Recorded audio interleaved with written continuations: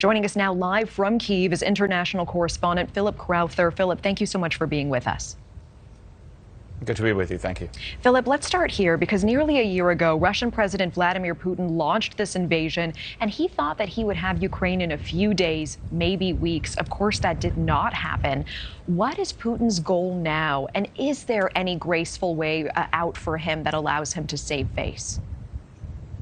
Well, look, why is Vladimir Putin doing what he's doing? Well, whole books have been written about that already and will be written about this in the future as well. Is it his nostalgia for the Soviet Union, his belief that Russia and Ukraine are the same? But more in the immediate future, this is about, and clearly stated by Russia and its president, this is about taking control of the whole eastern Donbas region here in Ukraine. And that is simply something that Russia and its forces and its mercenaries on the ground have not been able to do. They are inching forward foot by foot, essentially, incredibly slowly, despite an enormous amount of troops that have been thrown into that Donbas region. For example, the city of Bakhmut there in eastern Ukraine. That is a city that Russia wants to get control of as quickly as possible. It has simply not managed to do that for months now. So the immediate goal that Russia has here in Ukraine, and has before the anniversary here comes along of Russia's full-scale invasion of Ukraine, well, it simply will not attain that.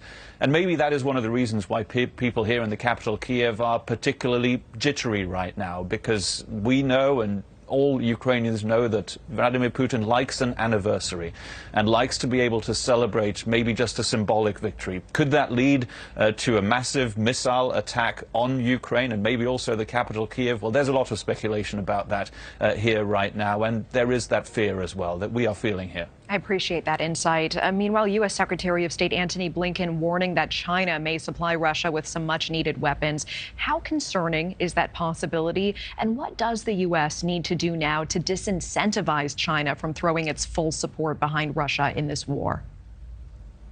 Well, in the words of Secretary of State Antony Blinken, as you mentioned already, this would be a great problem. That is an enormous understatement, of course. This would make this war between Russia and Ukraine incredibly complex immediately. And interestingly enough, this was mentioned by Antony Blinken in Munich at the Security Conference. And that is the same place where we also heard from China's top diplomat at the same time, essentially, saying that China would be presenting its very own peace plan for Ukraine and Russia on the day of the anniversary of Russia's invasion of Ukraine. So at the same time that China, according to U.S. intelligence at least, is considering arming Russia, it also wants to somehow become an intermediary in peace talks between Russia and Ukraine that have, by the way, been going absolutely nowhere for over half a year right now. And speaking of those who spoke at the Munich Security Conference, well, the Ukrainian President Zelensky also spoke via video link there, and there again the message was the same that we've heard from him for the last few weeks. He wants more weapons, those heavy weapons that have been promised